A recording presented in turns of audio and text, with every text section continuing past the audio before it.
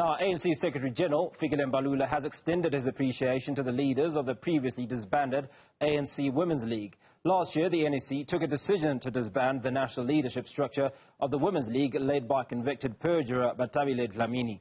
Mbalula addressed delegates on day 2 of the League's 13th conference.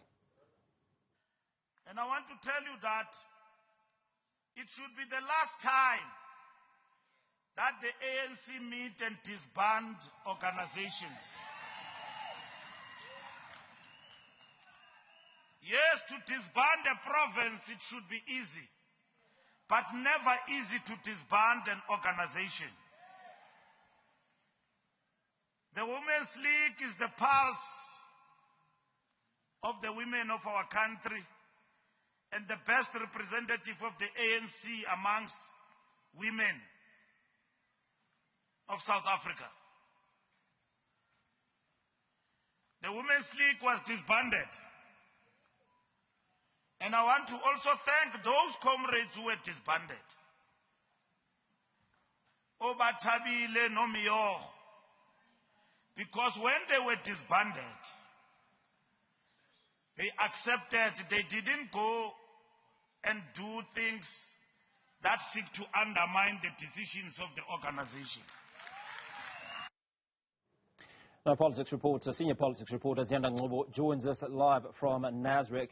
Ziyanda, day 1 was a little bit flat. Talk to us about today 2. Is there any energy? I mean, it's interesting that you and I are talking at the same time as I was reflecting yesterday about the flatness of the start of this conference. A completely different scene is unfolding here today. You would have heard then that very vibrant speech by ANC Secretary-General Fikile Mbalula, really outlining what it has meant to have the absence of an ANC Women's League for just over a year. The fact that they were disbanded is something that should never happen again. But also talking about that this vacuum that has been left has really hindered in the advancement of women's issues and the voice of the Women's League, and also reflecting then on how, deployees in the government are going to come under much more scrutiny. I mean, he started off by talking about how after July there will no longer be any more conferences. The only outstanding gathering is that of the ANC Veterans League, which is expected to take place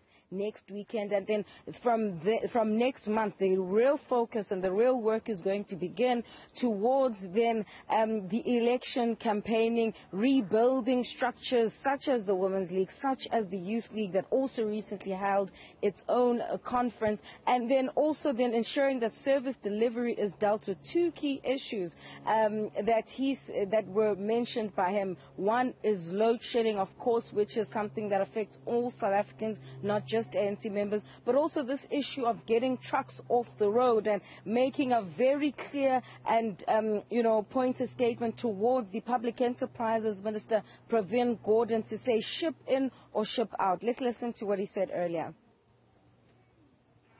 The Reserve Bank says the repo rate stays as it is, and it says fix load shedding and fix the logistics of the country.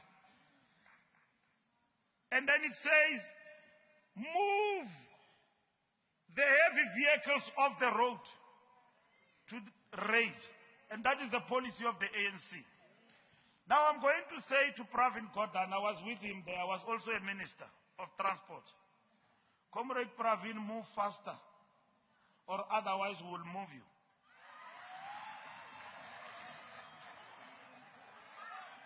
Comrade Pravin, move faster and Transnet, or otherwise we will move you.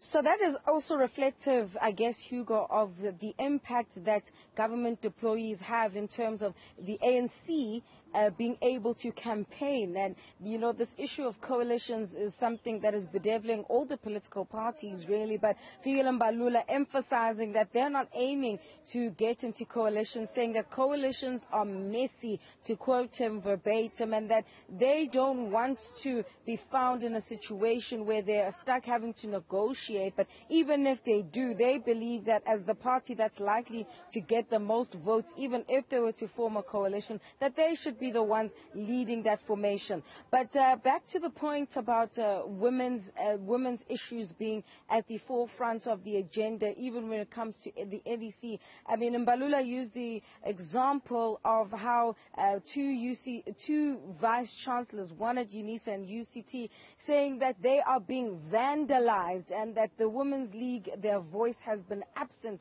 when black women have come under attack in various institutions, including in the business sector. So I want us to listen in on that and reflect on what it means.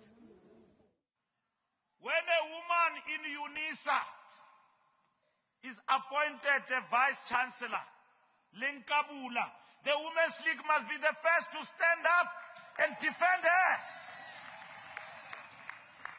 Nihlaleleni nathula abafazi begingqizwa. When a woman in UCT, Mamukhet, is vandalized, attacked by racists, African woman, where are you? Nikuphi bomama be-ANC? Sanuduma ngochuku le-ANC, dumani also about fighting for the rights of women in our country. Was Ziyanda ANC Secretary-General Fikile Mbalula challenging the women of the ANC Women's League, if you will, to act in defence of some of their colleagues in industry. But I'd like us to also reflect on two issues that you obviously would be privy to, and one is the implications of him calling out Pravin Gordhan in that instance, and also his encouragement to say to the women that desist from listening to the men in the party, but use your own initiative to vote, to use your votes within the Women's League. What are your thoughts on that? And I want to start by reflecting on the last point, because it's exactly what I wanted to talk about after that bite of where he was talking about these two vice-chancellors in particular, because what he was basically saying is that women, even though they have their own structures, their own, and have been given their own powers, they've allowed, the agendas of men to be pushed by women. They've allowed themselves as women, to not actually be an autonomous body where they are making their own decisions fully without having to go consult with men. I mean, that's literally what he said, that some of you sitting here have been going, to go consult with men about what should happen at this conference. Where is the voice of the women? Where is your agenda, and what is it going to be? Because it's not just about the agenda of ANC women, but it will be led by ANC women for women living in this country. And that's why the issue of discussion documents also becomes critical, because it must also be noted, Hugo, that it seems like this conference, yet again, is going to solely be used for the election of leaders and not necessarily policy. But Mbalula defending that, saying, that because there hasn't been a structure at all, yes, this conference will be just about electing leaders, and then the new leadership will take up then the issue of discussion documents and discussing the agenda that they want to put on the table. Now, when it comes to the ramifications of calling out Pravin Gordhan, perhaps he's just one example of an ANC deployee in government that is being given an area of focus, in the same way that someone like Ziyanda Ngcobo, who is the electricity minister, is also someone that comes under a lot of scrutiny, because these two issues of load shedding and getting trucks off the road have a direct implication on the livelihoods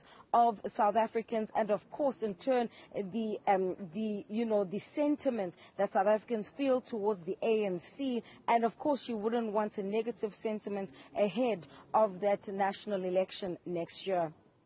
Ziyanda Ngcobo coming to us from Nasrec. Appreciate your time this afternoon.